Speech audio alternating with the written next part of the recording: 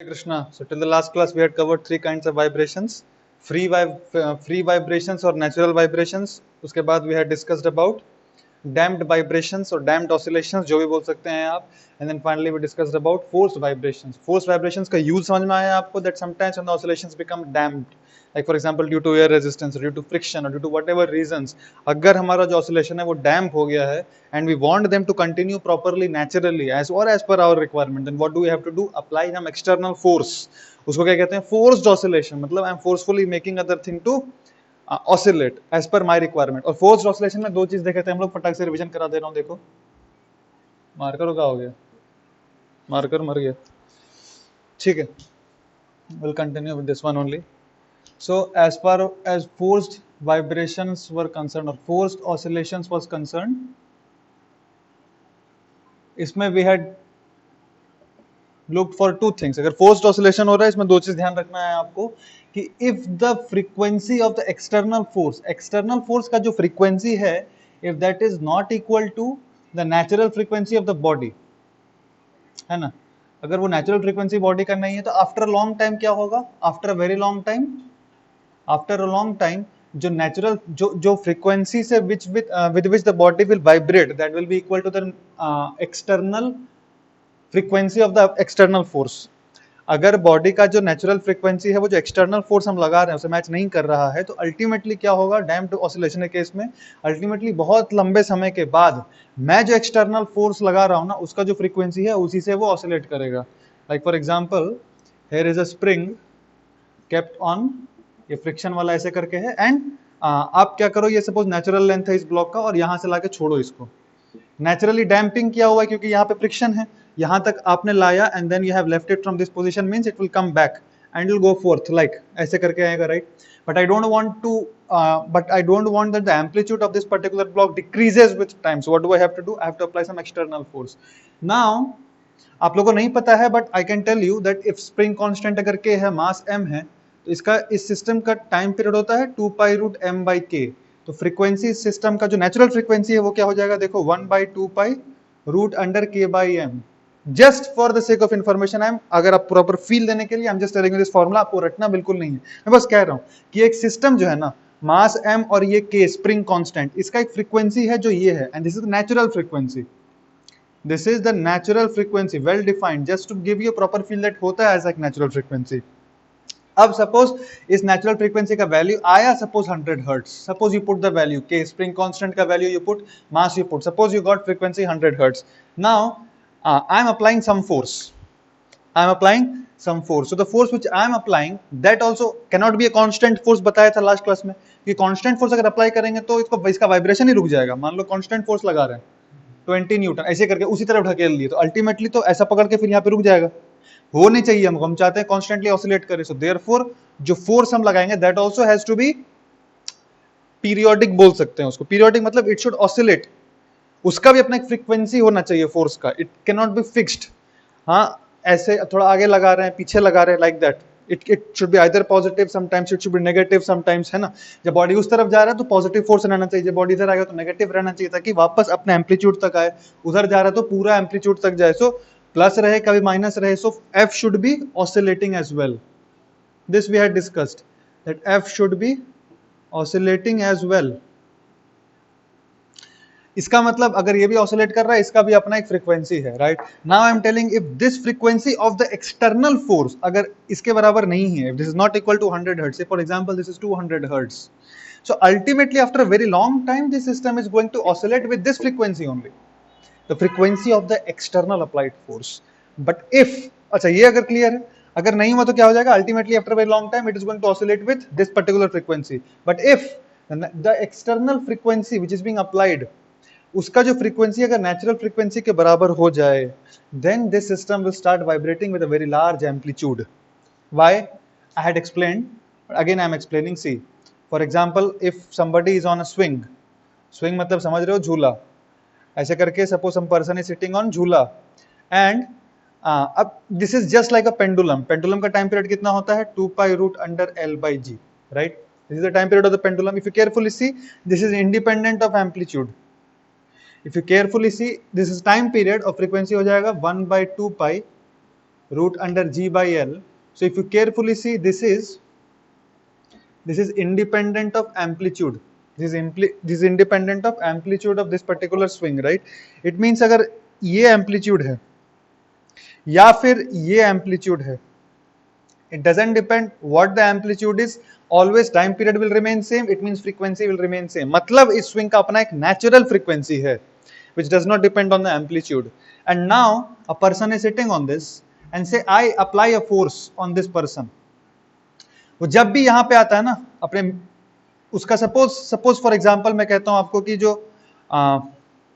Suppose time period है उसका 4 seconds, late us से फॉर एग्जांपल, मतलब यहां से यहां और यहां से यहां आने में कितना टाइम लगेगा 4 सेकेंड, एग्जैक्टली 4 सेकेंड के बाद ही मैं पुश करूंगा तो मेरा पूरा का पूरा एनर्जी ट्रांसफर हो गया उसमें, because it was at the highest point, all the energy was converted in the form of potential energy, and now I have applied some of my energy, I have given some energy from my side, so that energy will get added in the potential energy, और इसीलिए next time it will go to a higher level.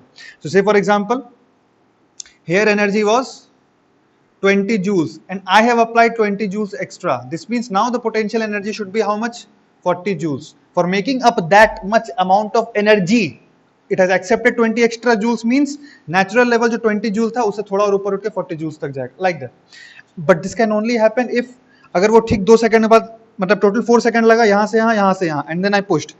Now be very thoroughly clear कि time period is independent of amplitude. Time period and frequency is independent of amplitude. किसका? झूला का.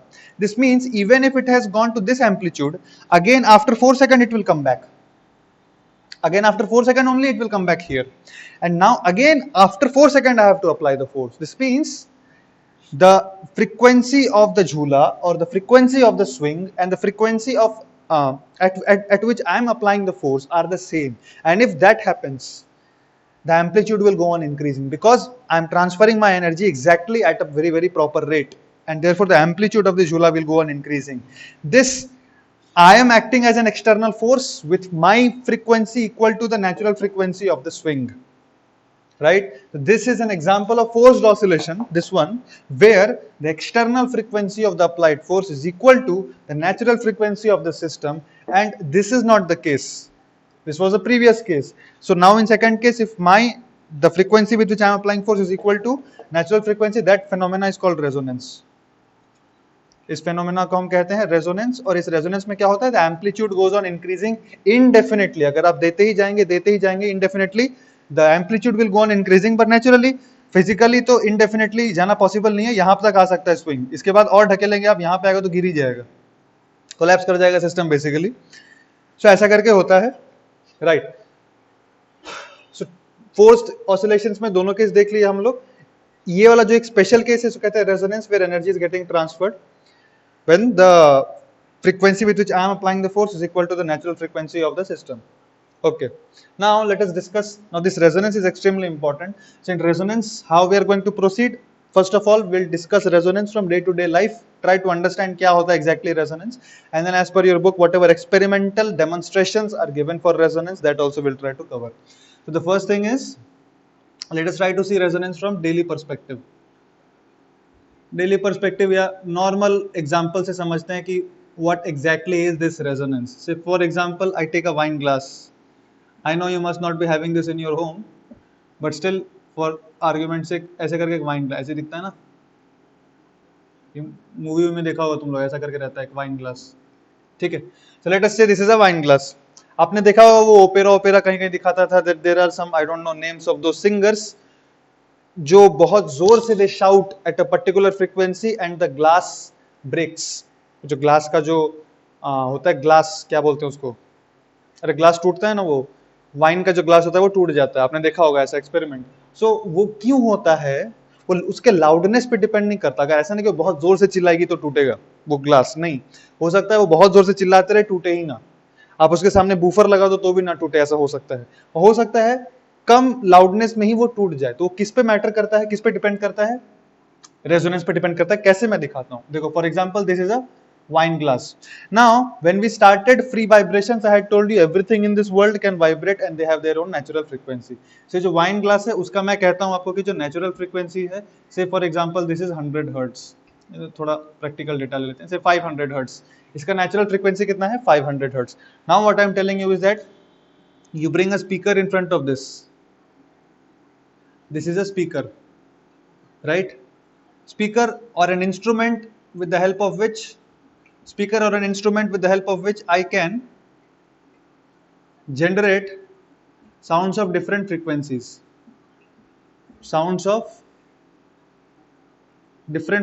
can be generated, ठीक है? So say for example now actually it's very difficult to demonstrate practically, अगर सामने होते तो मैं भी दिखा पाता आप लोग को, बट ऐसे आप समझ सकते हैं। देखिए इस पे ध्यान देना, ये जो फोटो बना रहा हूं just focus on this.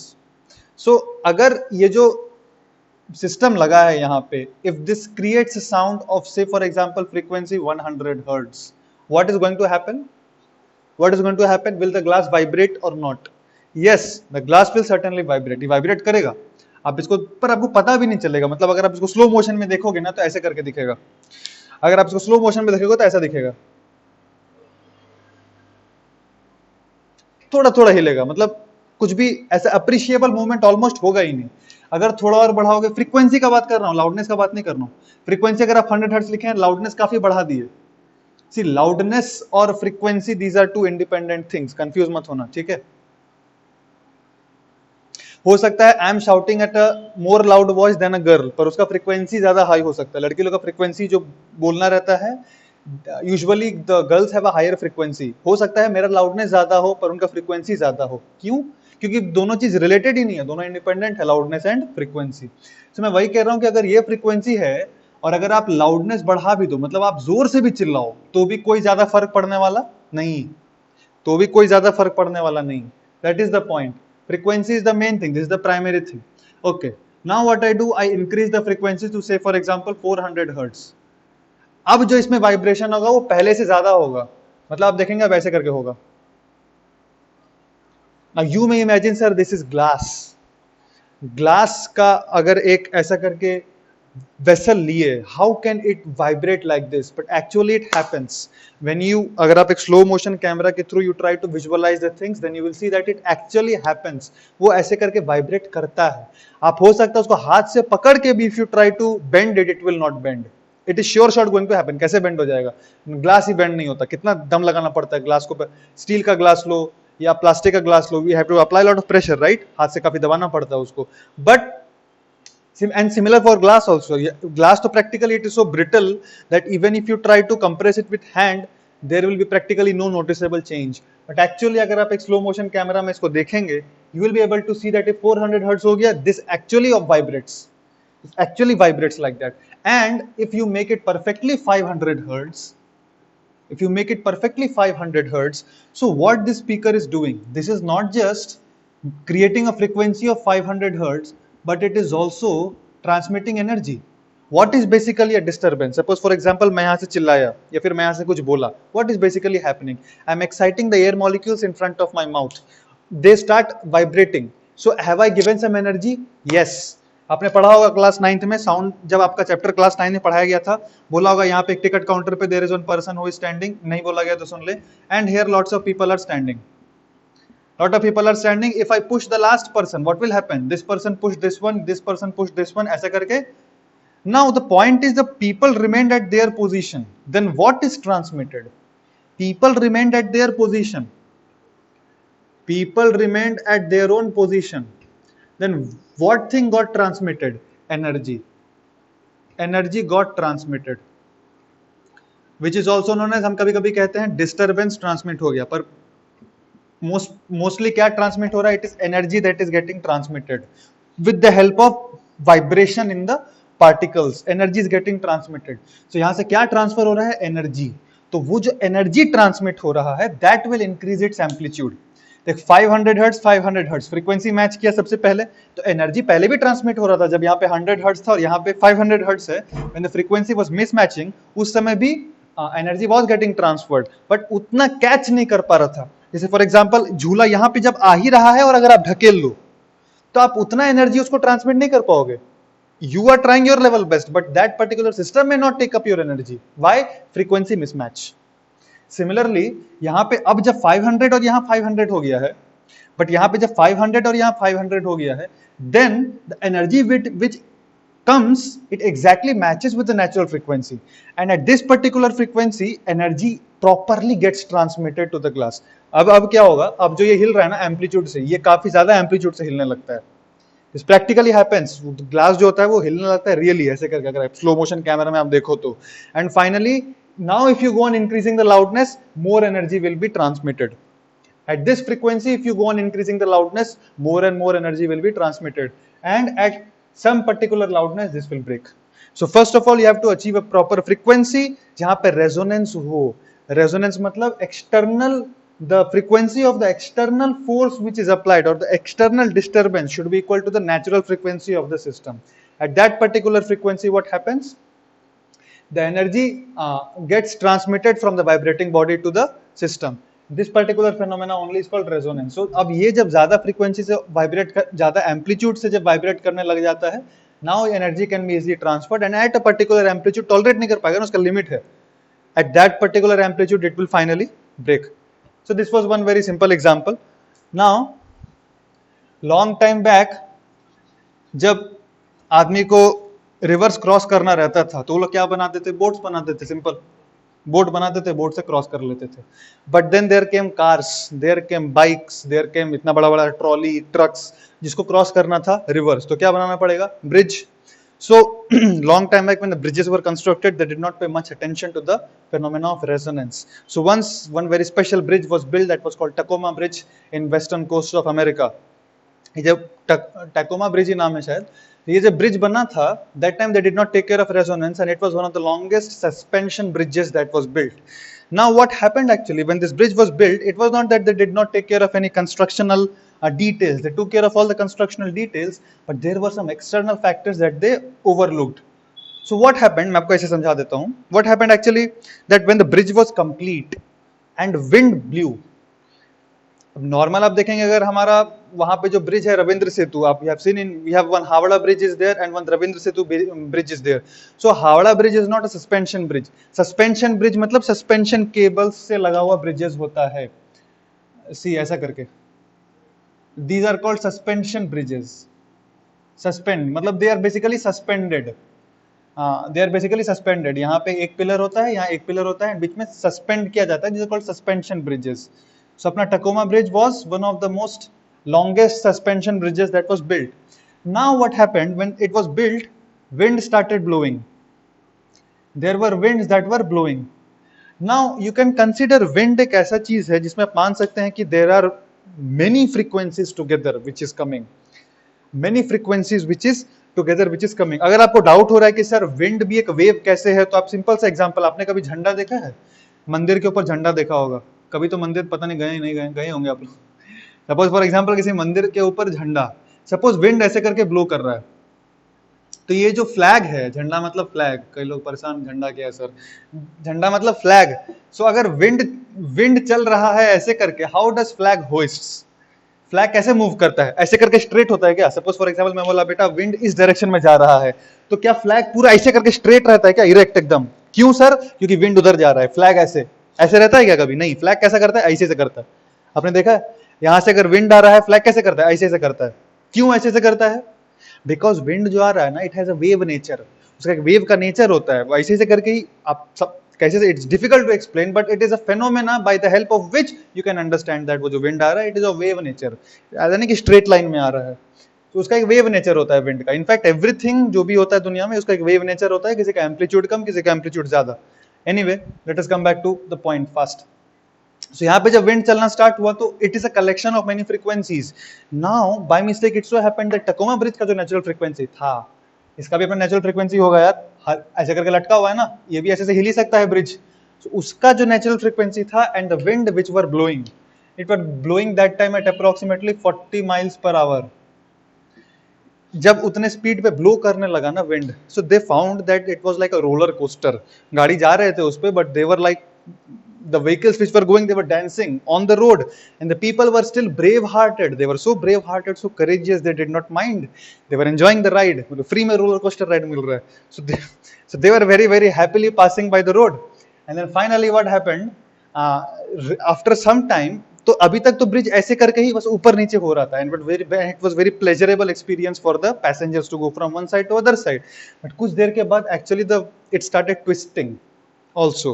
Gradually with the passage of time, when energy transmitted by the wind due to resonance became more, then the bridge started finally twisting also. अब जब twist start हो गया, then it was very scary, and of course कोई था नहीं bridge पे, bridge was vacated, and then finally चूंकि इतना ज्यादा ब्रिज हिलने लगा, finally the suspension cables में जो tension था, the tensions could not support that much amount of vibrations, and finally the bridge collapsed. So this is one example of, so these are two dangerous examples of resonance जहाँ पे तोड़ फोड़ होता है. Of course आगे जाके हम I'll also tell you some useful examples of resonance. Like for example magnetic resource, ये MRI जो आप कराते हैं उसमें resonance का use होता है. Like that there are some, या आपके घर में जो TV channels आता है, you tune the channels. So there also the phenomena of resonance. Many, in fact at many places in science, resonance is very very significant for all of us. So this is basically resonance. यहाँ पे आप देख सकते हैं energy is getting transmitted. Yeah. Now demonstration of resonance जो आपके syllabus में है, ये दो चीज मैं आपको जस्ट बताया so that you develop some interest and you understand that. ऐसा नहीं कि डेमोन्स्ट्रेशन 3 पढ़ के इसका फायदा क्या है, नहीं, वो रियलिटी में कई सारे इसके एप्लीकेशंस रहते हैं. डेमोन्स्ट्रेशन देखिए, आपके जो पहला एग्जांपल दिया है इन योर टेक्स्ट बुक, वो ऐसा करके दिया है कि I take a tuning fork. I'll explain you just all these phenomena in details. See, here is one tuning fork and here is another identical tuning fork. So these are two tuning forks that are kept, right? And this is a sound box. अब ध्यान से समझना sound box क्या है. Sound box basically just एक डब्बा है ऐसा करके. इट्स जस्ट अ डब्बा with air inside, that's it. It is just a डब्बा with air inside. Now I इसको मैं स्ट्राइक किया tuning fork, right. Tuning fork आप कितने भी जोर से मारो कोई फर्क नहीं पड़ता. उसका एम्पलीट्यूड जितना है, सॉरी उसका नेचुरल फ्रीक्वेंसी जितना है उतने से ही वो वाइब्रेट करेगा, जैसे पेंडुलम. अब कितने भी जोर से मारो उसको जो वाइब्रेट करना है अपना नेचुरल फ्रीक्वेंसी से करेगा, 256 hertz. Okay. Now you must have seen that ये जो वाइब्रेट करेगा ट्यूनिंग फोर्क, आपको कुछ भी सुनाई देने वाला नहीं है क्योंकि इसका एम्पलीट्यूड काफी छोटा होता है. तो इसके लाउडनेस को बढ़ाने के लिए हम क्या करते हैं, इस साउंड बॉक्स से अटैच कर देते हैं. This sound box has a large surface area. It has a large surface area. So जब सरफेस एरिया ज्यादा रहता है तो वाइब्रेशन ज्यादा होता है. Lot of air molecules will now start vibrating and therefore more sound will be produced. जैसे for example एक रबर बैंड को अगर मैं एक पर्टिकुलर फ्रीक्वेंसी से, एक छोटा सा मान लो इतना बड़ा रबर बैंड है, उसको एक छोटे से फ्रीक्वेंसी से आप वाइब्रेट अगर कराओ, और इतना बड़ा एक वो जो धनुष वाला जो होता है धागा, थ्रेड, उसको उतनी ही फ्रीक्वेंसी से हिलाओ, किसमें आपको लाउड साउंड सुनाई देगा. अगर फ्रीक्वेंसी सेम भी रखा तो जो बड़ा वाला है उसमें ज्यादा साउंड सुनाई देगा क्योंकि उसमें एम्पलीट्यूड ज्यादा होता है. So therefore here surface area ज्यादा है, सेम फ्रीक्वेंसी पे भी इसमें जो साउंड है वो ज्यादा आएगा. So here the air molecules start vibrating, and air molecules when they start vibrating just like this phenomena क्या होता है, this the disturbances which are there, it gets transmitted. The air molecules they collide with each other and the disturbances they remain in their natural position only. अब ये परेशान मत होना sir हवा इधर से इधर घुस जाएगा, हवा इधर से इधर नहीं घुसेगा. Disturbance will be propagated in this direction. Channelize किया हुआ है ऐसे करके. So the disturbance gets propagated in this direction. And ये दो identical tuning forks है. A and B are identical tuning forks. What does this mean? That both दोनों का जो natural frequency है वो same है. So now the disturbance gets propagated in this particular sound box and therefore this particular sound box will also start oscillating slowly it will start oscillating and will catch up with this particular sound box. catch up मतलब धीरे धीरे इसका frequency इसका amplitude को पकड़ेगा, इसका amplitude तक आ जाएगा वो धीरे धीरे. और इसके एम्पलीट्यूड तक क्यों आ पा रहा है, बिकॉज ऑफ रेजोनेंस. अगर रेजोनेंस नहीं होता तो इतना ज्यादा मतलब जितना एम्पलीट्यूड से, जितना लाउड से, जितने लाउडनेस से ये वाइब्रेट करेगा उतना ही लाउडनेस इसका हो जाएगा. सो दोनों का लाउडनेस ऐड हो जाएगा. You will hear a more louder sound, you will hear a louder sound. This why this goes to show that there is a phenomena of resonance, means energy is getting transferred. Energy can get transferred only when this is external force. It is external force applied जिसका जो frequency है that is equal to the natural frequency of the system. Natural frequency of system, and when this happens there will be resonance.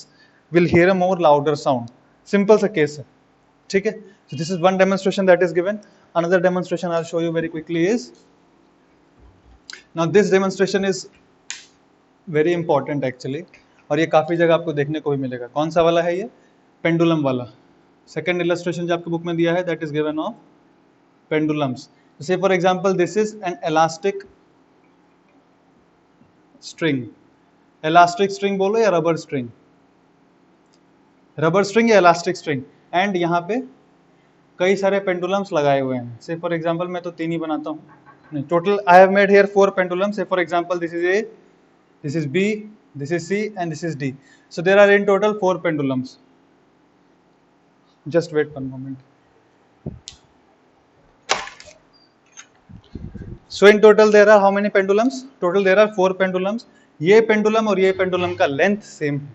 ठीक है, अब मैं क्या करता हूं ना, अच्छा यहाँ पे रबड़ या ठीक है मैं समझाता हूं आपको. अब मैं क्या करता हूं कि ए को पकड़ के थोड़ा सा पीछे लाके छोड़ देता हूं.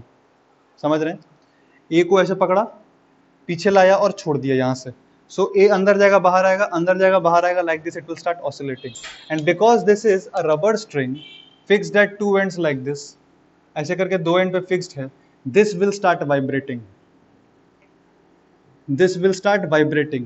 Now because this particular pendulum is attached with this rubber string, because this particular string is attached with this rubber string, ये rubber string किस frequency से हिलेगा? उतने ही frequency से हिलेगा जो इसका है. इसका frequency है suppose F1, तो ये किस frequency से it will start vibrating? F1 से ही, क्योंकि directly connected है ना बाबा उससे. Therefore ये भी F1 से हिलने लगा. नाउ ये सारे के सारे पेंडुलम है. आपको पता है पेंडुलम का टाइम पीरियड होता है 2 pi under root L by G. So what is the frequency of pendulum? 1 by 2 pi under root G by L. ठीक है, अगर ध्यान से देखो frequency is inversely proportional to root of L, right. इसका मतलब सबसे ज्यादा फ्रीक्वेंसी किसका होगा? जिसका सबसे छोटा लेंथ होगा. तो सबसे ज्यादा फ्रीक्वेंसी इसका है, तो इसको सबसे बड़ा, इसका नाम दे देते हैं F4. ठीक है, उसके बाद नाम देते हैं इसको F0 F0. ये दोनों का फ्रीक्वेंसी सेम होगा, या इसको नाम दो F4 मत देते, इसको F3 दे देते हैं, इसको F2 F2 सेम फ्रीक्वेंसी है. और सबसे छोटा होगा F1. सबसे छोटा फ्रीक्वेंसी इसका होगा क्योंकि सबसे लंबा लेंथ इसका है. देख, ये दोनों का same frequency, therefore I have named it F2 F2. और इसका सबसे ज्यादा फ्रीक्वेंसी होगा F3. नाउ ये जो रबड़ है ये किस फ्रीक्वेंसी से ऑसिलेट करेगा, वाइब्रेट करेगा? इसके फ्रीक्वेंसी से, क्योंकि इसको पकड़ के हम हिलाए हैं. So this will cause forced vibration. जैसे यहाँ पे this was causing forced vibrations in this system. यहाँ पे क्या हो रहा है? This pendulum will cause forced vibrations in other pendulums. In other pendulums, क्योंकि इसको पकड़ के छोड़ा ना हमने ऐसे करके. So this will start vibrating with the amplitude जहाँ से हमने छोड़ा था. And ये जो string है या ये जो रबड़ का या elastic string है वो भी वाइब्रेट करेगा विद द सेम फ्रीक्वेंसी इसका. And because of that external जो फोर्सेज आ रहे हैं वो इन पेंडुलम्स पे लगेगा. ये स्ट्रिंग वाइब्रेट कर रहा है ना ऐसे करके, तो ये सारे भी वाइब्रेट करना स्टार्ट करेंगे. But in due course of time आप देखेंगे, जैसे 1 minute, after 1 minute, after 2 minute, after 5 minute, you will observe that the amplitude of this and the amplitude of this will become equal. Amplitude of both the things will become equal. So how is this happening? Actually ये जो हिल रहा है, because of its kinetic energy, it is moving the string also, and it is transferring its energy to all the pendulums.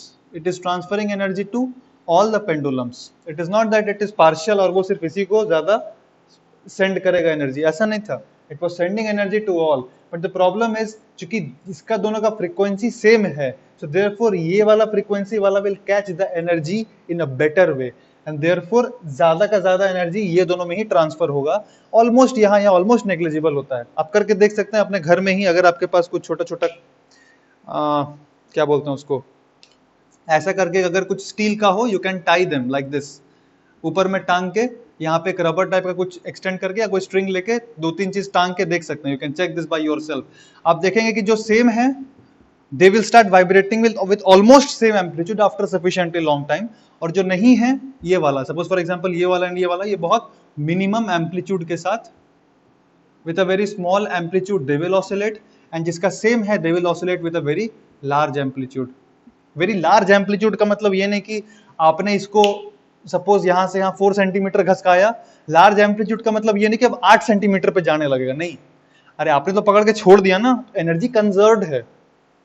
मैं क्या कह रहा हूँ, energy, suppose for example 20 joules आपने एनर्जी दिया था, ठीक है, सो एनर्जी ट्रांसफर हो गया, मतलब अब 20 जूल्स तो ये भी 10 मतलब energy will get transferred properly, ये 10 जूल्स, ये 10 जूल्स, एनर्जी ट्रांसफर हो गया, अब energy will remain conserved.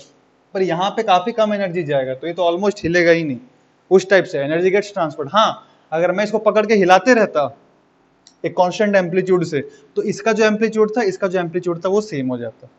Energy properly transmit होता है, ऐसा नहीं कि अगर मैंने इसको I have given it an energy of 20 joules और suppose with an amplitude of 4 centimetre, या सपोज हाँ सपोज 15 सेंटीमीटर के एम्पलीट्यूड से वाइब्रेट कर रहा है, कितने से, 15 सेंटीमीटर से, ऐसा नहीं होगा जादू हो गया, कुछ देर बाद रेजोनेंस हो गया, 30 सेंटीमीटर से वाइब्रेट करने लगा, नहीं, अरे एनर्जी तो कंजर्व रहेगा ना।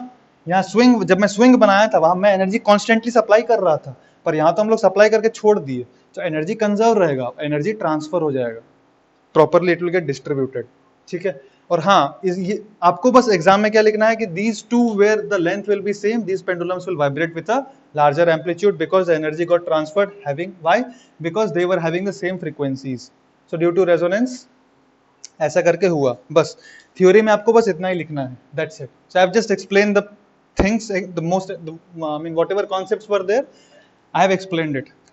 Now let us take one more case, जो आपके दिया है वहां पे एयर कॉलम के केस में, how the resonance acts, in the case of air column how the resonance acts. So let us see, the third thing was in the case of air column. So this is little interesting, see मैं बस एक basic structure बना रहा हूँ, बहुत properly नहीं बना रहा। This was my air column, थोड़ा बड़ा कर देता हूँ। एयर कॉलम का क्या मतलब है, बाकी में वाटर है, एयर कॉलम का मतलब बाकी में वाटर है, ऐसा करके, ठीक है, ऐसा करके वाटर भरा हुआ है, ठीक। अब इस एयर कॉलम का जो बॉटम है ना, दैट इज कनेक्टेड, इतना बताऊं क्या मैं आपको, ठीक है, पूरा आप बता ही देता हूं, थोड़ा सा बता दे रहा हूं डिटेल में। This was connected with the help of a beaker, यहां इतना बड़ा, this was connected with the help of a beaker. Now if you carefully note, मेरे को अब मैं आपसे सिंपल सा क्वेश्चन पूछता हूं कि suppose in this beaker I have filled water up to this level, in this beaker I have filled the water up to this level, so what will be the level of water, they are connected by a tube like this, what will be the level, I mean level of water in this test tube, test tube में पानी कहां तक रहेगा,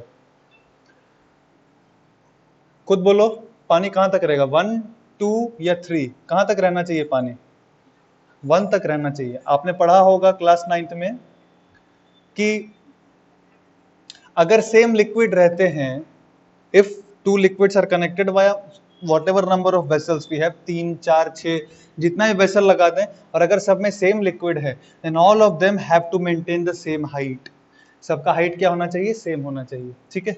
सो यहाँ पे 1 में अब क्यों होना चाहिए, if you have doubt then you can ask me personally later. तो यहाँ पे बेसिकली हाइट यहाँ तक रहेगा, इसका क्या फायदा है, ये क्यों लगा इतना, what is the benefit of this, so that I can adjust practically the height of this particular water level in this test tube. से फॉर एग्जाम्पल अगर मेरे को पानी इसमें से निकालना रहे, तो ऐसा थोड़ी कि इसमें से थोड़ा पानी लेके गिराएंगे फिर लगाएंगे फिर एक्सपेरिमेंट चालू करेंगे, नहीं, क्या करेंगे हम, ये बड़े बीकर से पानी निकाल लेंगे डायरेक्ट आसानी से। It is easier to take water out of the beaker and to pour water inside the beaker, and automatically the water level in this particular test tube will be adjusted. Therefore we take this bada beaker to adjust the water column in this particular test tube. Now in the last class अगर आपको याद होगा, मैंने आपको बताया था 4 तरह के केसेस बताए थे, दोनों साइड में स्ट्रिंग लगा हो या एक साइड में ओपन हो, and similarly this case is identical with an open organ pipe, और ये वाला closed. You remember 4 things, 4 cases we had taught. So ये कौन सा केस है, ये वाला कौन सा केस है, ये 4th वन, और इस केस में फ्रीक्वेंसी कितना था, 2n-1 v/4l, this was the frequency if you remember. I told you you have to remember this formula, ये वाला फ्रीक्वेंसी का फॉर्मूला यहाँ पे अप्लाई होगा, ठीक है, कैसे अप्लाई होगा देख। तो in this experiment what it is being said that initially you fill the water up to the brink, यहाँ तक you fill with the water, and now slowly what you do, you have to gradually bring the water level down. Before that take a tuning fork, say for example इसका frequency is, for example frequency is 200 hertz, frequency कितना है 200 hertz, ठीक है।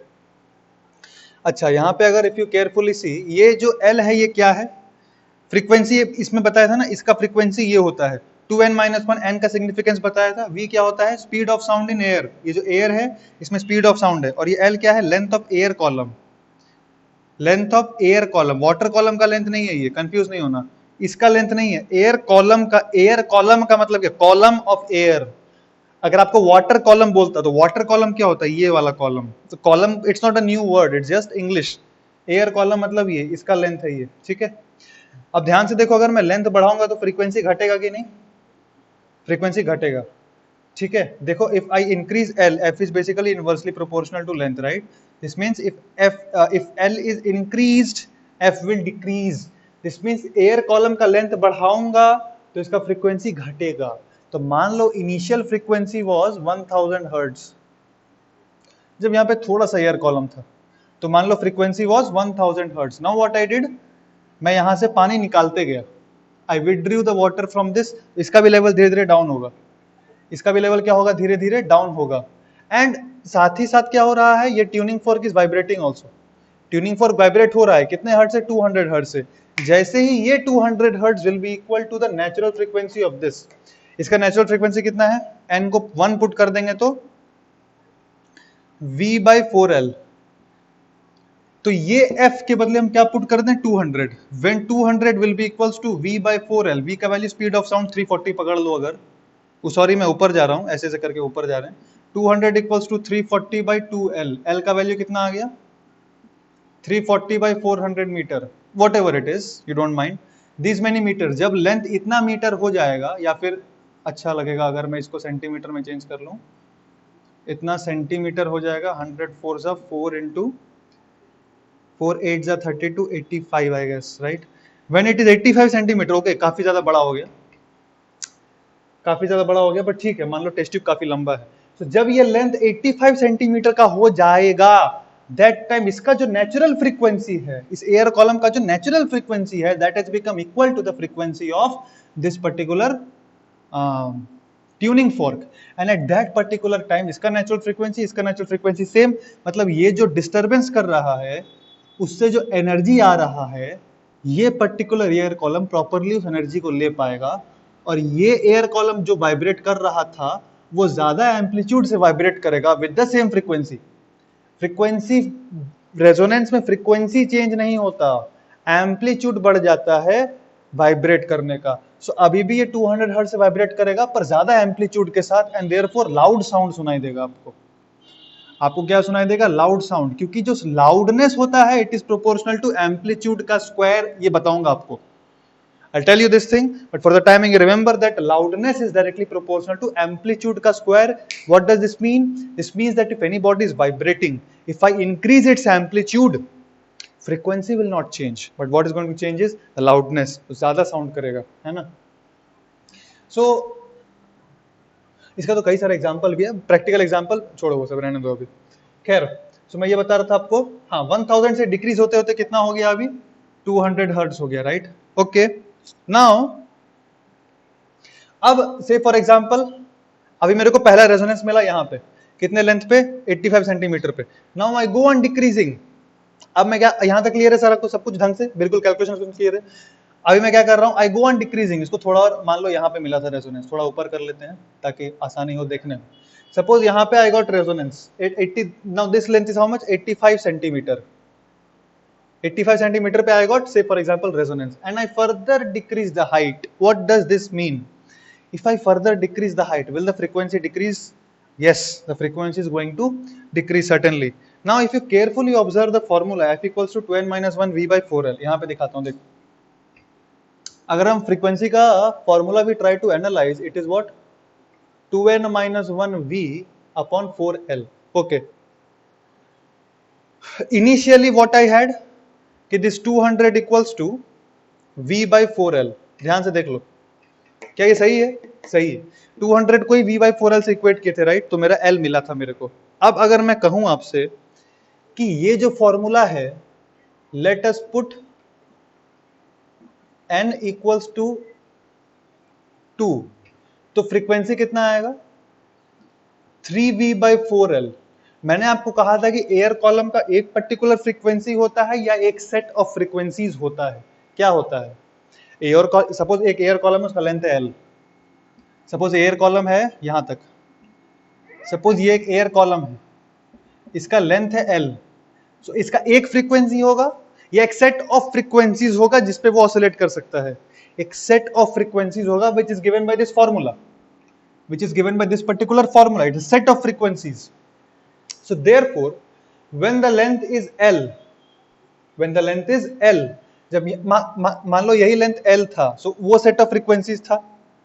ऐसा करके होता है कोई भी पर्टिकुलर लेंथ के लिए there is a set of frequencies. Now what I am telling you is, say for example one another L dash, मेरे को तो दूसरा रेजोनेंस चाहिए ना, पहला रेजोनेंस मान लो L पे मिला, दूसरा रेजोनेंस कब मिलेगा वो चाहिए। तो मैं मानता हूं कि दूसरा जो रेजोनेंस मिल रहा है वो L डैश पे मिलेगा, ठीक है। पहला रेजोनेंस तो L पे मिला मैं कह रहा हूं, और L का वैल्यू मेरा आया था 85 centimeter. Now I am telling let the second resonance I be getting at L dash. So now F equals to, okay, अगर आप ऐसा करके समझ लो फिर 2n-1 v/4 L डैश से फॉर एग्जांपल ऐसा करके जो नेक्स्ट रेजोनेंस मिलेगा वो इस L डैश पे मिलेगा। F कितना होना चाहिए? उस पर्टिकुलर फ्रीक्वेंसी के लिए, फ्रीक्वेंसी तो कांस्टेंट है क्योंकि फ्रीक्वेंसी तो एक्सटर्नल वाला फ्रीक्वेंसी होना चाहिए, इसका फ्रीक्वेंसी और इसका फ्रीक्वेंसी सेम होना चाहिए। इसका फ्रीक्वेंसी मैं कहता हूं ये हो गया L डैश, ठीक है। और F कितना है देखो 200 होना चाहिए, 2n-1 v/4 L dash. Now if you carefully see, if I put n equals to 1, if n equals to 1 तो मेरा क्या आएगा 200 equals to v/4 L dash. Is this possible? क्या ये पॉसिबल है? ये पॉसिबल नहीं है। ये पॉसिबल क्यों नहीं है? क्योंकि L डैश जो है वो बड़ा हो गया है, इट इज greater than L। L dash is actually greater than L, this means v/4 L dash is smaller. 200 नहीं हो सकता वो, it can not be 200। I hope you are able to understand. देख मेरा जो इनिशियल जो आया था रेजोनेंस वो किस लेंथ पे आया था? L 85 सेंटीमीटर पे आया था। What I am telling is 200 equals to v/r, ये तो ट्रू है, राइट।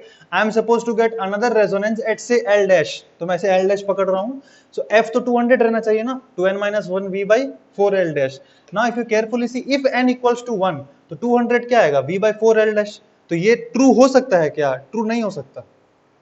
मतलब n इक्वल्स टू 1 पे v/4 L डैश है, this can never be equal to 200, क्योंकि L डैश जो है वो L के बराबर थोड़ी है, L डैश तो डिक्रीज किए वाटर कॉलम, तो ऐसा नहीं होगा।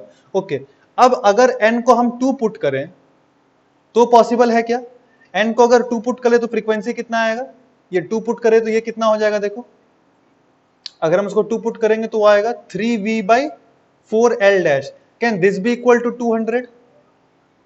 Can 200 be equal to 3v/4 L dash? Yes. When? कब हो सकता है? तो 200 के बदले क्या पुट करो? v/4 L। Say for example ऐसा करके सब्स्टिट्यूट किया। Now if you carefully see, when L dash is equals to 3L, at that point of time, again the frequency of the air column जो घटा, I have decreased the air column, say for example from L to L dash। ये L था initially, I decreased it to say L dash। Now again, जब मैंने L dash तक उसको decrease किया, still there is a possibility if I can manipulate the value of n, I will get the natural frequency of this particular air column as 200। आप confuse मत होना कि sir frequency तो inversely proportional to length है, तो हम length तो बढ़ा दी एयर कॉलम का, और लेंथ बढ़ाने से क्या होता है? फ्रीक्वेंसी तो घट जाएगा। अरे घट जाएगा फ्रीक्वेंसी, उसमें कोई डाउट नहीं है, पर वो जो फ्रीक्वेंसी घटेगा वो फंडामेंटल फ्रीक्वेंसी घटेगा। देख F क्या है? 2n-1 v/4L, ठीक है। फंडामेंटल फ्रीक्वेंसी क्या है? फंडामेंटल फ्रीक्वेंसी प्रिंसिपल नोट जो आपके बुक में लिखा है, n को 1 पुट कर दो तो क्या आया? v/4L। अरे इस केस में F0 is inversely proportional to L। For this case fundamental frequency में, जब फंडामेंटल फ्रीक्वेंसी का बात करते हैं तब जब बोलते हैं कि आप लेंथ बढ़ाओगे तो फ्रीक्वेंसी घटेगा। फॉर फंडामेंटल फ्रीक्वेंसी आप खुद सोचो, अगर मैं देखो L बढ़ाने से फ्रीक्वेंसी घटेगा, मैं कह रहा हूं L को बढ़ा दो पर N को भी बढ़ा दो, तब तो फ्रीक्वेंसी मेंटेन रह सकता है ना यार। फ्रीक्वेंसी मेंटेन रह सकता है। So this is the point which I am trying to tell you, जो वहां पे हुआ, यहाँ पे n को चेंज करने से we got the same frequency. What is the meaning of this? Again I try to explain in more details, देख ध्यान से। अगर आपको यहां तक सबको समझ में आए, अभी देखिए पहले केस में क्या हो रहा था, n equals to 200 equals to v by 4l था। थोड़ा फास्ट करते हैं, 200 equals to v by 4l था। अभी क्या हो रहा है, 200 इक्वल्स टू 2n माइनस 1 वाला ये है, ये 3 कहां से आया है, 2n माइनस 1 से, जहां n को हमने 2 पुट किया था, ठीक है, 2 पुट करके ये आया है 3v बाई 4, l के बदले क्या है 3l, l डैश है 3l, 4l के बदले 3l, तो ये l और ये l कट, ये 3 कट जा रहा था, v बाई 4l बच रहा था जो 200 है। ठीक, ये समझ में आया? मैं समझा क्यों रहा था, वही भूल गया। हाँ, ये बताने के लिए कि इस केस में तो मेरा n 1 पे आया है 200 और इस केस में n इक्वल्स टू 3 पे आया है 200, सेम फ्रीक्वेंसी। सिग्निफिकेंस क्या है वो देख, सिग्निफिकेंस ये है कि जब यहाँ पे लेवल था वाटर का, जब यहाँ पे लेवल था वाटर का, n कितना था 1, इस पे मेरा फ्रीक्वेंसी आया था 200। What does this mean? याद है ऐसे करके बताया था, n इक्वल्स टू 1 पे हाफ लूप होगा। ऐसे सिचुएशन में n इक्वल्स टू 1 पे कितना लूप होगा, हाफ। अब जो रेजोनेंस आया वो कुछ ऐसा होगा, देख वाटर कॉलम लेवल डिक्रीज कर दूंगा क्योंकि लेवल हमने डिक्रीज किया, राइट? कितना डिक्रीज किया? दिस वाज से for example 85 centimetre, this is 85 multiplied by 3, 5 3 15, 1 255 centimetre, this much I have decreased. अब टेंशन मत लो 255 सेंटीमीटर का सर टेस्ट ट्यूब कैसे है, you imagine that there is a test tube which is of height 255 centimeter, data के हिसाब से whatever we got. Now this again here we got a frequency of 200 hertz. What is the difference? N. N is now 2. What does this mean? How will the air columns vibrate? Like this. 2 means how many loops? 1.5 loops. So how will the air column vibrate? Like this. One complete loop and then half a loop. Like this. This is the difference. In both the cases we are getting resonance and frequency of air columns remains same. Here n gets manipulated and that's how we have got the same frequency. PhD. Complete PhD on organ pipe, मतलब तुम्हारा जो air column है. But the point is, in this particular case also I can hear a loud sound. Why? अगर L dash 3L के बराबर हो जाए तो. उसी तरह से point is resonance. जब इसका जो natural frequency है, जब air column घट गया था, तो भी इसका जो natural frequency जो है, वो तो एक set of natural frequencies है ना, तो possible है कि I can manipulate n and I can get the same frequency of the tuning fork. पर वो कब होगा? जब इसका जो air column का length है 3 times of this हो जाए. ठीक है, अब वो देखो नेक्स्ट वाला कब ऑब्जर्व होगा, सो आपको इक्वेट करना है। इनिशियल फ्रीक्वेंसी क्या था, v by 4l, 200 basically, 200 was v by 4l, this is equals to 2n minus 1 v say for example 4l dash, ठीक है, देख v बाई 4 कट गया, इसका मतलब l dash equals to 2n minus 1 into l. In all these cases, I will be getting resonance. So if L dash equals to L, I'll get resonance. If L dash equal to, put 2 put करो तो 2 to the 4 minus 1 3L, I'll get resonance. 3 put कर दो, 3 to the 6 minus 1 5L. At L dash equals to 5 times I'll get resonance. At L dash equals to 7L I'll get resonance, like that. पहला resonance मिलेगा तो normal निकाल लेंगे v by 2L, v by 4L से. Second resonance इसका 3 times, third resonance उसका 5 times, देख ऐसे करके आएगा. And the point is, whenever the resonance will happen, the energy will get properly transferred. You'll hear a loud sound. This goes to show that there is a phenomenon of resonance occurring in this particular air column. ठीक है? So this was whole PhD on that particular third demonstration which is there in your book. Now, अगर आपको resonance clear है, now you can easily go through the theory which is there in your book and आपको सब कुछ समझ में ढंग से आ जाएगा. ठीक है, lot of examples are there which are given, lot of applications are given, like for example when a vehicle, आप कभी व्हीकल अगर बाइक चलाए होंगे, कार चलाए होंगे, आप देखेंगे आप जब गाड़ी चलाना स्टार्ट करते हैं, जब आप गाड़ी चलाना स्टार्ट करते हैं तो उसमें गियर होता है, gear, second gear, third gear, fourth gear, आपको स्पीड चलाना, गियर चेंज करना पड़ता है, ऐसा देखा है ना. और आप कभी नोटिस करेंगे, आप सपोज चलाना स्टार्ट किए, कुछ देर बाद गाड़ी बहुत आवाज आता है, ऐसे कर, बहुत it creates a very rough noise, you have seen like that. So पीछे से आप, अगर आपको गाड़ी चलाना नहीं आता, पीछे से कोई डांट लगाएगा आपको, गियर चेंज कर, ऐसा करके बोलते हैं. क्यों? तो गियर चेंज करने से क्या होता है, पहले क्या हो रहा था, गियर चेंज करने से पहले का बात करते हैं. सो जब गाड़ी चलाते हैं ना, तो रोड तो रफ होता है ना, रोड रफ रहने से गाड़ी हिलता है, गाड़ी हिलता है तो हो सकता है कि जो एक्सटर्नल फोर्स के चलते जो वाइब्रेशंस आ रहा है, गाड़ी हिल रहा है ना आपका, एक्सटर्नल फोर्स लग रहा है ना, बिकॉज ऑफ रोड ब्लॉक ऐसा करके जो भी है ब्लॉक से, वो आपका क्या होता है, उससे entire vehicle starts oscillating और vibrating, not periodically but just randomly, तो अब vibrate कर ही सकता है। पर अगर उसका random vibrations is equal to the natural frequency of some of the part which is inside the vehicle, वो तो जोश में आ जाएगा। आप तो गलती से वाइब्रेट किए थोड़ा बहुत, पर हो सकता है आपका जो वाइब्रेशंस है, आपका मतलब जो व्हीकल का जो वाइब्रेशन आया because of its movement, if that vibration is equal to the natural frequency of some of the parts of the vehicle, suppose engine का या आपका हैंडल का या जो भी जो आपका लगा हुआ है वो पेट्रोल घुसाने वाला, या फिर वो जो कंबशन इंजन जो जो बाहर निकल एग्जॉस्ट, किसी का भी अगर फ्रीक्वेंसी मैच कर गया उस वाइब्रेशन से, तो वो ज्यादा जोश में आ जाएगा और ज्यादा हिलने लग जाएगा, क्योंकि वो एनर्जी गेन कर लेगा। समझ में आ रहा है? उसके लिए क्या करते हैं हम लोग, फटाक से गियर चेंज कर लेते हैं, अपना स्पीड थोड़ा चेंज करते हैं, कुछ करते हैं बिकॉज ऑफ विच वो रेजोनेंस ना हो।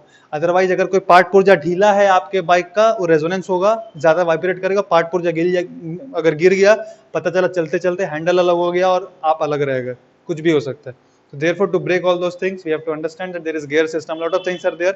Modern vehicles are designed in a proper way. ऐसा भिखारी की तरह कोई कहीं नहीं खरीदते हम जाके. They are all designed very properly so as to counteract the effect of resonance. Many more examples are there in your book. You can go through them and you can try to understand them. It's very easy and very interesting also. Now we'll discuss characteristics of sound. Resonance अपना ढंग से खत्म हुआ. Now we are going to discuss characteristics of sound. So there are basically three characteristics we are going to study as per your syllabus. The first one is loudness, which is important. The second one is pitch, which is very easy, and third one is waveform, which is even more easier. Waveform को quality भी बोलते हैं, quality of wave, या फिर इसको timbre भी बोलते हैं. I don't know spelling probably TIMBER होता है, TIMBRE होता है, whatever it is. Most of it is BER. These are basically characteristics of sound. First one से start करेंगे loudness. सबको पता है loudness क्या होता है, जो ज्यादा जोर से चिल्लाएगा उसका loudness ज्यादा होगा. बस अब देख कुछ कुछ छोटा छोटा चीजें बता रहा हूं आपको. एक्चुअली में there is something called intensity of a wave. ध्यान से देखना. सबसे पहले ठीक है, मैं आपको कुछ कुछ first of all let us try to understand it grossly. Let us try to grossly understand what basically is loudness. Say for example, I draw two waves. I have drawn two waves. ये है आपका displacement and this is distance. Means particles. Particles are present at these points and they are oscillating. This is their displacement from the mean position. This is mean position. And this is the displacement of particle to and fro about the mean position. ये distance है, means these are basically different particles kept at different positions. 1 centimetre पे, 2 centimetre पे, 3 centimetre पे, like that. Many particles are kept. Another waveform I drew like this. अब ध्यान से देखना, everything remains the same. There will be no changes as such. No changes as such in the sense the frequency of the wave will remain the same. I'll not change the frequency, but I have changed the amplitude. I have changed the amplitude if you carefully observe. And now I ask you a simple question. Same graph है बिल्कुल, ये displacement है और ये distance है. I ask you same question. ये मान लो A और ये मान लो B. ये A पार्टिकल वाइब्रेट कर रहा है, B पार्टिकल वाइब्रेट कर रहा है. किसका एम्पलीट्यूड ज्यादा होगा, B का या A का? मैं पूछ रहा हूँ किसका एम्पलीट्यूड ज्यादा होगा. लाउडनेस का बात नहीं कर रहा हूँ, मैं बात कर रहा हूँ किसका एम्पलीट्यूड ज्यादा है. B का एम्पलीट्यूड ज्यादा है तो B का लाउडनेस भी ज्यादा होगा. सिंपल. लाउडनेस किस पे डिपेंड करता है, एम्पलीट्यूड पे. जिस भी वेव फॉर्म का एम्पलीट्यूड आपको ज्यादा दिख रहा है, that will create more noise. Why? Simple. For example ये का अपना मेम्ब्रेन है, ये क्या है, एक मेम्ब्रेन. इसका अपना एक नेचुरल फ्रीक्वेंसी होगा कि नहीं होगा? होगा. इसका अपना एक नेचुरल फ्रीक्वेंसी होगा जिसपे वो बैक एंड फोर्थ हिल सकता है ऐसे ऐसे करके. अगर आप इसको स्ट्रेच करके छोड़ दो, मेम्ब्रेन समझ रहे तुम लोग, इट्स अ मेम्ब्रेन. मेम्ब्रेन मतलब आपने वो सर्कस का ट्रैम्पोलिन देखा, ट्रैम्पोलिन उस पे गिरता है ऐसे करके, थोड़ा नीचे जाता है, एंड अगेन वो ऊपर उछलता है, फिर नीचे आता है, फिर गिरता है, फिर थोड़ा ऊपर. ट्रैम्पोलिन रहे सर्कस वाला. सर्कस कोई आदमी अगर इस पे जाके सो जाए ऐसे करके तो थोड़ा नीचे आएगा, एंड देन अगेन फटाक से ये ऊपर उठता है, फिर ट्रैम्पोलिन ऐसा हो जाता है, फिर वो आदमी ऊपर जाता है, फिर like that. It's a membrane. It is a membrane. So ये वही मेम्ब्रेन का बात कर रहा हूँ. तबला का, मृदंगा का, दोज आर डिफरेंट मेम्ब्रेन्स. सो जिसका एम्पलीट्यूड ज्यादा होगा, मतलब सपोज फॉर एग्जाम्पल इस मेम्ब्रेन को मैं मारता हूं ऐसे करके, I hit this membrane from this side, यहां सपोज पकड़ के मारा मैं इसको, तो ये हिलना स्टार्ट होगा. सपोज धीरे से मारा, सपोज इतना ही हिल रहा है, कुछ एक लाउडनेस प्रोड्यूस हुआ, से लाउडनेस ए, ठीक है, ये फॉर ए. जोर से मारा, सपोज ये एम्पलीट्यूड प्रोड्यूस हुआ, ये वाला एम्पलीट्यूड प्रोड्यूस हुआ, तो ये है बी. किसका लाउडनेस ज्यादा होगा? ये अल्फा नहीं है रे, कह लो परेशान है, अल्फा का बना दिया मास्टर. ये बी है, बी मतलब सॉरी, ये एल है लाउडनेस के लिए और ये है amplitude of the vibrations. So B का जो एम्पलीट्यूड है वो ज्यादा है. लाउडनेस किसका ज्यादा होगा? बी का. जिसका एम्पलीट्यूड ज्यादा होगा उसका लाउडनेस ज्यादा होगा. कैसे वेरी करेगा वो सब समझाऊंगा डिटेल में, पर पता पहले ये वाला जो समझ में आया ढंग से. अब क्यों ज्यादा होता है मैं आपको लाइव एग्जांपल दिखाता हूँ. देखो कितना टाइम हो रहा है, एक बार देख लें तो. या we have sufficient time, I will show you. I don't know whether you have seen this instrument or not before. You have seen this instrument. It has two membranes. एक ये वाला membrane है, दिख रहा है? ये membrane है, आपको हो सकता है ना दिखे, बट ये हिलता है, मेरे को दिख रहा है मेरा आंख से. You can have full trust on me that this will क्या बोलते हैं इसको, it will oscillate. अगर मैं इसको मारूंगा it will certainly oscillate. ठीक है. अब इसका अपना एक नेचुरल फ्रीक्वेंसी है. इसका क्या है? अपना एक नेचुरल फ्रीक्वेंसी. मतलब मैं फ्रीक्वेंसी चेंज नहीं कर सकता, इसका कर सकता हूं टाइट करके, थोड़ा इसको मैं टाइट ज्यादा अगर कर दिया यहां से, then I can change the frequency. If I tighten these things from here, then I can maybe change the frequency, but generally I can not change. अब अगर मैं आपको बोलूं धीरे से मारो, देख हिल रहा है, it will oscillate. I know it is oscillating, और ये डैम्ड ऑसिलेशन का एग्जांपल है क्योंकि एयर रेजिस्टेंस से वो रुक जा रहा है. ठीक है. तो अब मैं आपको बोलूं मैं धीरे से मार रहा हूं, फ्रीक्वेंसी मान लो 100 हर्ट्ज, धीरे से मार रहा हूं, इसका एम्पलीट्यूड कम. जोर से मारूं, और अगर इसको आप एक माइक्रोस्कोपिक कैमरा लेके देखो तो आपको दिखाई पड़ेगा इसका एम्पलीट्यूड ज्यादा है. अरे मार रहा हूं ना जोर से यार, तो थोड़ा और पीछे जाएगा. एम्पलीट्यूड ज्यादा है तो आप देख सकते हैं, अगर एम्पलीट्यूड ज्यादा है तो साउंड भी ज्यादा आता है. फ्रीक्वेंसी में कोई चेंज नहीं है. धीरे मारो, लाउडनेस कम है. जोर से मारो, एम्पलीट्यूड ज्यादा होता है और लाउडनेस भी ज्यादा होता है. सो बेसिकली अच्छा, एक चीज और देखो, one very interesting thing more. ये जो दूसरा साइड अगर आप देखो, इसको जो टाइटन किया गया है, इसको जो टाइट किया गया है वो एक अलग तरीके से किया गया है, तो इसका फ्रीक्वेंसी अलग है. देख रहे हैं आप, इसका फ्रीक्वेंसी ही अलग है और इसका फ्रीक्वेंसी ही अलग था. ये ज्यादा मोटा है, जो ज्यादा मोटा आवाज आता है उसका फ्रीक्वेंसी कम होता है, जो ज्यादा पतला रहता है उसका फ्रीक्वेंसी ज्यादा रहता है. सो इसको ज्यादा यहाँ पे टाइट किया गया है. ठीक है. So that depends on the arrangement, but again the point is essentially everything have their own natural frequency. Natural frequency same रहेगा, नेचुरल फ्रीक्वेंसी को आप चेंज नहीं कर सकते, पर लाउडनेस कर सकते हैं. कैसे? ज्यादा जोर से मार के. ये तो अपना समझ में आता ही है भाई, जिसको ज्यादा जोर से पीटेंगे ज्यादा आवाज आएगा. क्यों? क्योंकि वो ज्यादा एम्पलीट्यूड देगा मेरे को. सो this is the point. Now let us get back.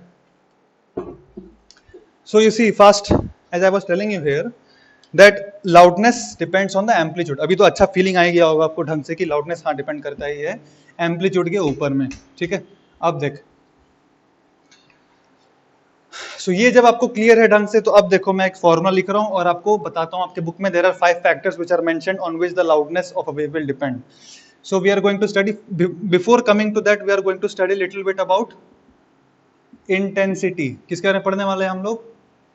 Intensity के बारे में. इंटेंसिटी इज बेसिकली, आपको उतना कुछ पढ़ना नहीं है पर थोड़ा बहुत बता देता हूं. देखो, intensity is defined as power per unit area.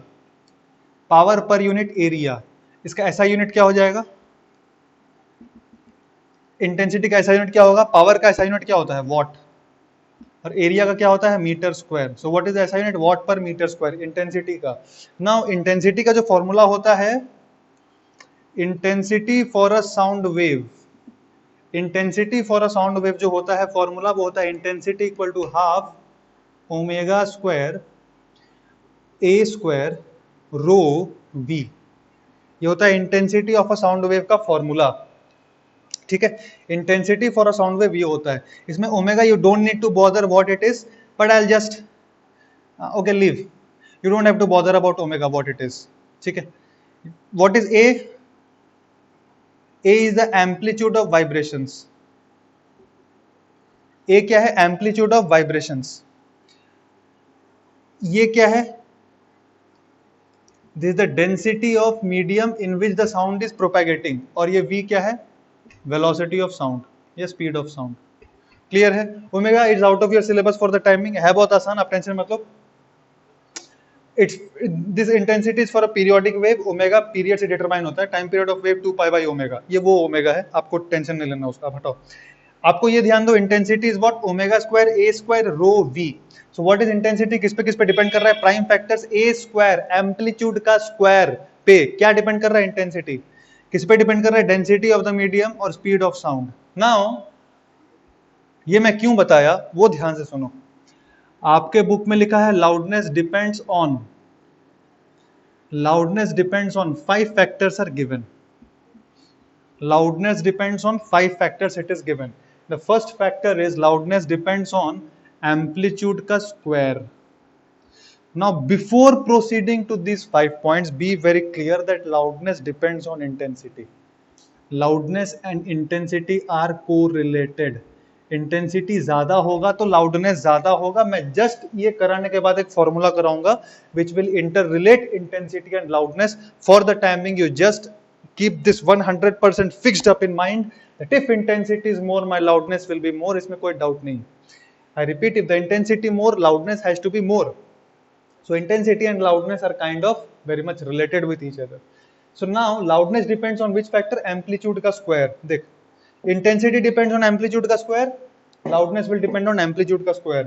Intensity depends on density, proportional to density, loudness will be proportional to density of the medium. ठीक है? Now third thing, अगर आप intensity देखो, power upon area है, right?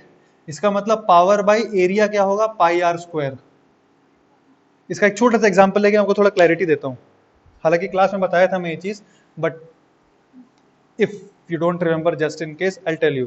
इसका significance से तीसरा आएगा, इसलिए ध्यान से देखना। सपोज फॉर एग्जांपल मैं यहाँ पे एक बल्ब जलाया। Suppose for example I lighted a bulb here and I draw a radius of say 1 metre, then I draw a radius of say for example 2 metre, right? So this is bulb का power दिया है से for example 100 watts. Power कितने दिया है? 100 watts. If I tell you what is the intensity at A, what is the intensity at A? Power by area. अब ये area 3D है। अगर आप बल्ब जलाओगे, यहाँ पे अगर बल्ब जला रहे तो 3D में उसका पावर डिस्ट्रीब्यूट हो रहा है ना, हर जगह पावर डिस्ट्रीब्यूट हो रहा है। So power upon area, area क्या लेंगे? एरिया ऑफ क्या बोलते हैं उसको? स्फेयर। क्या होता है एरिया ऑफ स्फेयर? पढ़ा है मेंसुरेशन में, एरिया ऑफ स्फेयर कितना होता है? 4 पाई आर स्क्वायर। तो यहाँ पे क्या लिखें? 4 पाई आर स्क्वायर इंटेंसिटी। अब अगर मैं बोलूं इंटेंसिटी एट बी निकालना है तो क्या करेंगे? पावर, देख पावर उतना ही जाएगा सब में, यहां से जो पावर निकल रहा है सब में जा रहा है, डिस्ट्रीब्यूट हो रहा है, पावर कहीं लॉस नहीं होगा।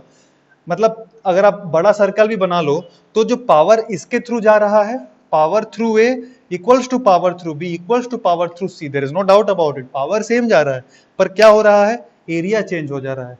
अगर बी का बात करेंगे तो 4 pi r square means 2 square. Intensity at B ज्यादा है या इंटेंसिटी एट ए ज्यादा है? कौन सा ज्यादा है? इंटेंसिटी एट ए ज्यादा है। तो अगर आप ज्यादा पास में रहेंगे आपको लाइट का ज्यादा इंटेंसिटी पड़ेगा, पावर पर यूनिट एरिया ज्यादा मिल रहा है आपको आंख में ज्यादा लगेगा। आप दूर चले जाओ तो आपको आंख में थोड़ा कम लगेगा, और दूर चले जाओ आंख में थोड़ा और कम लगेगा आपको। Why? It depends on intensity. It depends on what? Intensity. Similarly loudness का भी इंटेंसिटी होता है। अगर यहाँ पे बल्ब के बदले में कुछ स्पीकर लगा देता, क्या लगा देता? Speaker which is making some noise, the speaker is creating some noise. Same way intensity, power upon area, so intensity is inversely proportional to 1 by r square. Intensity is inversely proportional to 1 by r square. और ये r क्या है? Distance between the source and the observer. What is this r? Distance between the source and the observer. Similarly intensity in the case of loudness, so मैं आपको बताया था दोनों almost interchangeable है। तो loudness क्या भी बोलेंगे? Inversely proportional to r square.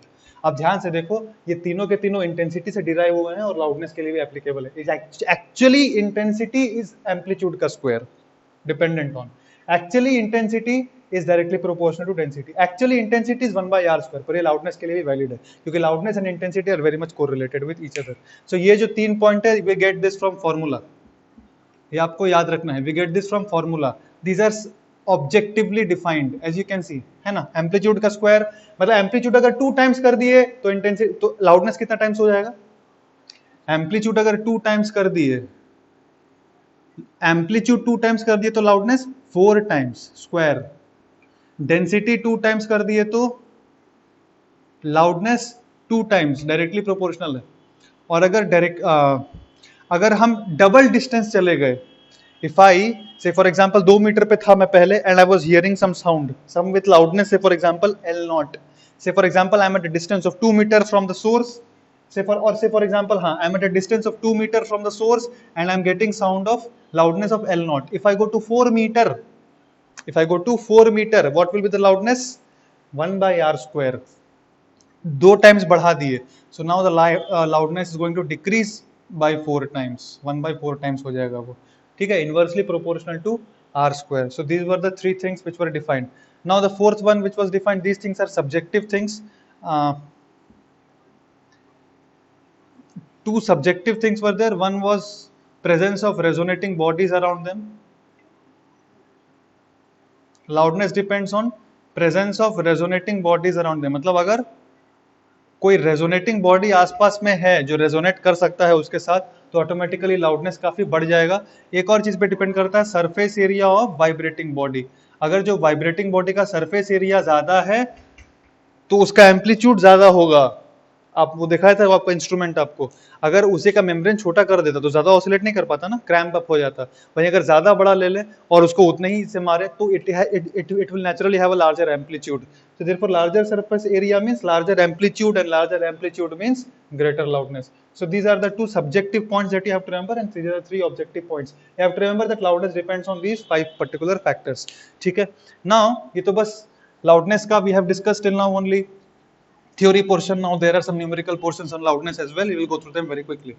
See, in your book there are a lot of different varieties of formulas which are written for loudness and those are really very confusing. I'll just tell you the essence. I'll not confuse you, I'll tell you the essence how you have to understand loudness. Loudness का एक unit होता है loudness, इसको major करने का क्या तरीका है, हमने अभी जो पढ़ा था वो क्या पढ़ा था, किस किस फैक्टर पे लाउडनेस डिपेंड करता है। Now we are going to study the measure of loudness. तो see, loudness is measured in decibels. As you will go to higher classes, अगर आप पास होंगे आप, you are very intelligent students, I know. So when you go to higher classes, you will see that it will be mentioned whenever you take any good book, you take HCV or you take any good book, you will see that loudness is measured in decibels. Of course, in your book, lot of things are mentioned. I'll not deal with that. You can study that, but I'll just tell you the essence, the core thing, which will not confuse you. So measured in decibels, this is a unit of loudness. It is measured in decibels. And how? So loudness is straight away formula है 10 log base 10 I by I naught. Simple formula. Loudness is 10 and of course this L is in decibels. ऐसे करके लिखते हैं dB. 10 log 10 I by I naught. Where I naught, अच्छा I क्या है, ये तो कांस्टेंट है। L is basically loudness. What is I and I naught? So I and I naught are intensities. Intensities of the sound wave produced. Intensities किसका, तुम्हारा या मेरा? साउंड का। Intensity of sound waves produced. Aeroplane जाता है उसका अपना एक साउंड वेव होता है, या हाथी चिल्लाता है या घोड़ा चिल्लाता है या हम बात करते हैं, सबका अपना अपना एक साउंड वेव का इंटेंसिटी होता है। ये आई उसी इंटेंसिटी का बात है यहाँ पे। और आई नॉट एक कांस्टेंट है जिसके रेफरेंस में हम लेते हैं, it is 10 to power -12 watt per metre square. You have to memorise, nothing can be done. This one formula आपको अच्छे से याद होना चाहिए कि loudness equals to 10 log 10 I by I naught, simple, ठीक है। और I naught का फिक्स्ड वैल्यू होता है 10 to power -12। आप बोल सकते हैं सर 10 to power -12 उधर ही उठा के रख दो, रख सकते हैं उधर ही उठा के, कोई दिक्कत नहीं, आप चाहे तो ऐसा भी लिख सकते हैं। 10 to power -12 also you can write down, no problem, but थोड़ा सुंदर लगने के लिए, and this is normal convention which is followed in many books, therefore we write like this, 10 log 10 I by I naught, 10 to power -12 watt per meter square is the value of this. Simple 3 questions I'll take just to give you a proper idea. Say for example that there is a sound wave जिसका intensity है 10 to power -6 watt per meter square. What is the loudness? So I know that loudness formula क्या है, 10 log 10 I by I naught, 10 to power -12। ये कितना आया देख, 10 log 10, 10 to power ऊपर का जाएगा 10 to power 6 है ना, -12 ऊपर जाएगा +12, -6 + 12 6, log base 10 10 का पावर 6 मीन्स 6 बाहर आएगा, so that is 60 decibels. This is the unit of loudness, 60 decibels. Clear? Simple example. Second, suppose for example I tell you कि loudness is 120 decibels. What is I? Solve करो, दिमाग मत लगाना, पूरा पूरा सॉल्व कर लेते हैं एक बार. लाउडनेस कितना दिया है? 120 decibels. What is the value of intensity? So I know loudness is equals to 10 log I जो पूछा है by I naught 10 to power minus 12. So this 10 and this will get cancelled. So I have 12 equals to log base 10 I by 10 to power minus 12. इसको क्या लिख सकते हैं? देखो, I by 10 to power minus 12, I by 10 to power minus 12 equals to 10 का power 12. आपको log ये log इधर करना आता है ना, 10 का पावर 12 हो जाएगा, इतना बचेगा, राइट? 10 का पावर 12. तो this examples I equals to 10 to power 12 into 10 का power minus 12, that is this much, that is 1. So intensity कितना होना चाहिए? अगर if it is given to you that loudness of a sound is 10 to power of a source of sound is 10 with 120 decibels, so what should be its intensity? Intensity of that sound should be 1 watt per meter square. Simple. ठीक है. Say for example तीसरा question, I tell you that if intensity is made 20 times से 100 times से लेते हैं. If intensity is made 100 times, by how much loudness is increased? If intensity is made 100 times, how much loudness is increased? So हम क्या करते हैं? देखो, initial loudness को ले लो, ले क्या लो, होता ही है 10 log I by I naught. If I is made, अच्छा जो भी न्यूमेरिकल्स कर रहा हूँ स्क्रीन पॉज करके कर लेना खुद से, छाप मत लेना, चुपचाप एक बार कर लो ट्राई, फिर छापना. अब जो L डैश है, मैं क्या कह रहा हूं, इसको हम कितना टाइम्स कर दिए? 100 टाइम्स. तो 10 log 100 I by I naught, right? Okay, can I arrange this? Let us try to arrange. आपने पढ़ा होगा log a b क्या होता है? log a plus log b. So I can write it as 10 log 100 I by I naught. मैं इतना detail में लिख रहा हूं because I'll go slowly, है ना? ऐसा करके लिख सकते हैं इसको. What is this basically? 10 log, सही लिखा ना? हाँ, log a b, इसका हम लिख सकते हैं like this, 10 log 100 plus log I by I naught, right? log AB equals to log A plus log B, like that I have written. So वो क्या हो जाएगा? देखो फटाक से यहाँ पे,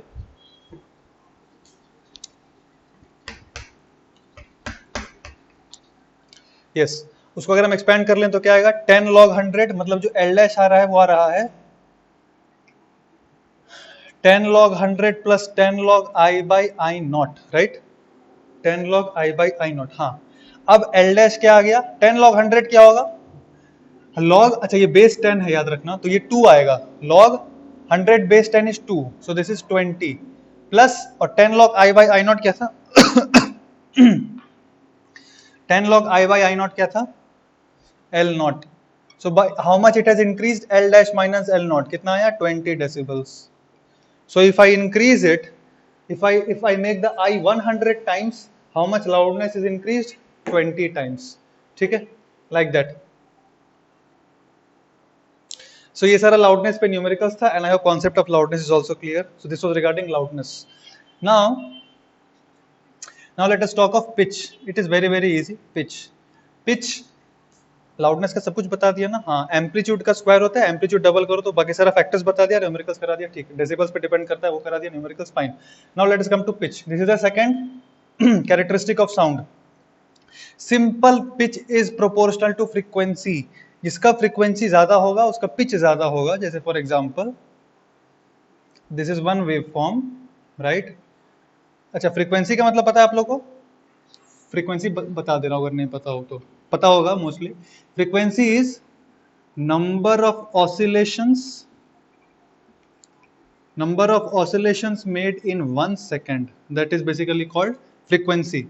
number of oscillations made in 1 second, that is called frequency. तो अगर मैं आपको कहता हूं किसी चीज का फ्रीक्वेंसी है 20 hertz, what does this mean? It means that वो पर्टिकुलर चीज ऑसिलेट्स और मेक्स 20 कंप्लीट ऑसिलेशंस इन 1 सेकेंड, 1 सेकेंड में जोश में 20 कंप्लीट ऑसिलेशंस कर लेगा, उसको कहते हैं फ्रीक्वेंसी। 1 सेकेंड में 20 बार वो फुल ऑसिलेशन मारेगा, that is basically called frequency. ठीक है, अब हम बात करते हैं, मान ले इसको पकड़ लो 1 सेकेंड, 1 सेकेंड का टाइम, और ये जो वेव फॉर्म है सपोज ऐसा करके आया, बता 1 सेकेंड में कौन ज्यादा ऑसिलेट कर रहा है, ये वाला। ठीक है, तो ये अच्छा ध्यान रखना, ये तो अपना डिस्प्लेसमेंट है और ये एक्स एक्सिस पे टाइम होना चाहिए, देख रहे हैं ना आप लोग, ये टाइम होना चाहिए, डिस्प्लेसमेंट वर्सेस टाइम ग्राफ होना चाहिए।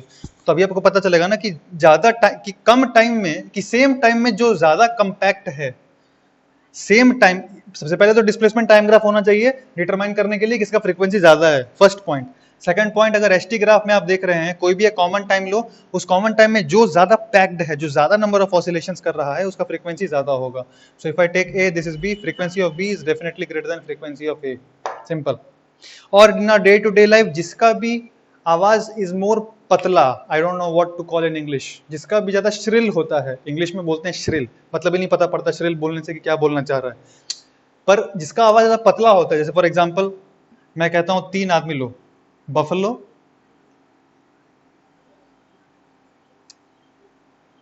बफेलो, मैन और अ ककू बर्ड। लड़की लोग का भी आवाज आजकल लड़का लोग जैसा ही होता है, तो लेना कुछ फायदा नहीं। तीन examples I have taken, one is called buffalo, another one is man, another one is ककू bird. ठीक है, सबसे मोटा आवाज किसका रहता है, सबसे मोटा बफेलो का। सो इसका फ्रीक्वेंसी इज मिनिमम, सही बोला ना, हाँ, जिसका आवाज ज्यादा पतला रहेगा ना उसका फ्रीक्वेंसी ज्यादा रहेगा। जैसे I don't want to do any kind of mimicry, हटाओ, मैं कोई मिमिक्री नहीं करने वाला, बट बफेलो का फ्रीक्वेंसी सबसे कम है क्योंकि सबसे मोटा आवाज रहता है, मैन का मिडिल में आएगा, और सबसे पतला आवाज ककू बर्ड का रहता है। आपने देखा होगा सुबह सुबह जो चिड़िया रहते हैं ना उनका आवाज, सो फ्रीक्वेंसी इसका सबसे ज्यादा होता है।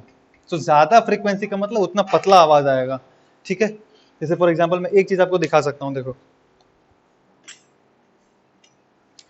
सो I have 2 instruments in front of me, this is one instrument, अगर आप बजाएंगे तो इसका फ्रीक्वेंसी देखो,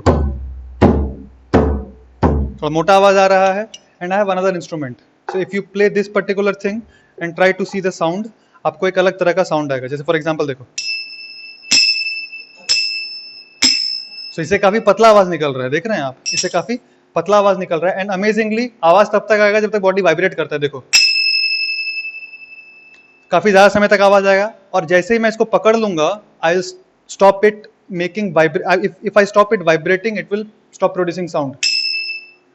देखा, अगर ऐसे दबा दिया तो क्या हो गया, it stopped vibrating and therefore sound आना बंद हो गया। So basically in this particular case it has a more shrill sound, ज्यादा पतला आवाज है, therefore I can conclude that the frequency of this particular instrument is more than frequency of this particular instrument। Anyhow, for both the cases I cannot change the frequency will remain same, but the loudness will change depending on the amplitude at which it is vibrated। Anyway, so I hope now you have basically understood pitch and how to determine कि किसका pitch ज्यादा है। एक third चीज होता है which is there in the characteristic and that is called waveform। क्या होता है waveform? Waveform is basically wave कैसा दिखता है, उसी को quality, उसी को timbre भी नाम देते हैं। so हम बात करते हैं quality और timbre। so see for example you play a violin, you play a guitar, बजाते तो कुछ नहीं होगा, पर जो भी अगर बजाते हो आप तो उस सबका, say for example there is an instrument called CRO। हम लोग जब कॉलेज में थे, we used to perform experiments on CRO, it's called cathode ray oscilloscope. This is an instrument, कुछ वायर्स होता है, वहां पे हम कुछ कनेक्शन घुसाते हैं। ऑफ कोर्स ये इलेक्ट्रिकल, हमारा जो लैब था, इलेक्ट्रॉनिक्स लैब में, we used to do this kind of experiments, but there are other kinds of oscilloscopes also, जो with just by getting some kind of vibrations also, it can, what it basically does is it generates a waveform। उसका एक screen होता है, उस oscilloscope का एक screen होता है। अच्छा, नाम समझ में, कैथोड रे यूज होता है, the principle of cathode rays is used. Oscilloscope मतलब क्या, ऑसिलेशंस, और स्कोप का मतलब देखना है ना, जैसे टेलीस्कोप, टेली का मतलब डिस्टेंस एंड स्कोप का मतलब देखना। So that instrument which helps us to see far off objects is called telescope, microscope, spectacle, spectacles, basically it's a Greek word, खैर ज्यादा इंग्लिश झाड़ दिया। तो बेसिकली स्कोप का मतलब क्या होता है, देखना। आपको बुक में भी देखे होगे, स्कोप ऑफ सिलेबस, कहाँ तक सिलेबस देख सकते हैं, दोज थिंग्स। ऑसिलोस्कोप, ऑसिलेशंस को देख सकते हैं with the help of oscilloscope. क्या प्रिंसिपल यूज होता है, कैथोड रे, हो सकता है कोई दूसरा काइंड ऑफ ऑसिलोस्कोप्स में also be there. So quality और टिम्बर कैसे देख सकते हैं हम, say for example cathode ray oscilloscope की मदद से we generate different kinds of sounds and it will show us different kinds of wave forms corresponding to those different sounds. Say for example ऐसे, कभी ऐसे दिखा सकता था, या फिर ऐसे करके दिखा सकता था। These are different kinds of wave forms, these are different kinds of wave forms, कुछ भी दिखा सकता है। these are different kinds of wave forms, right? Now generally those wave forms which are periodic in nature and which are regular, those wave forms which are regular and which are periodic, not random, they are sweet to hear। क्या बोलूं, they are good to hear, ये सब मतलब भावनाओं को समझने की बातें हैं, बुक से पढ़ के समझ जाएंगे। दे आर गुड या स्वीट टू हियर, आपको अच्छा लगेगा सुन के वो सारा। फॉर एग्जांपल ये क्योंकि वो पीरियोडिक है ना, कोई भी चीज पीरियोडिक रहता है तो हमको सुनने में काफी अच्छा लगता है। Whatever thing it is there, if you play some instrument, अगर आप कैकोफोनी टाइप से बजाएंगे तो आपको इरिटेशन आएगा। मैं बजा के नहीं दिखाना चाहता, बजा के दिखा भी सकता था आप लोग को। अगर आप पीरियोडिकली कुछ भी बजाएंगे, बजा के दिखाई देता हूँ, देख लो भाई। जैसे for example this is an instrument, this is called mridanga. पता है तुम लोग को दिखाई दे रहा है कि नहीं, but if I play it properly, if I play it, say for example if I play it very rhythmically, it will produce a very good sound। जैसे for example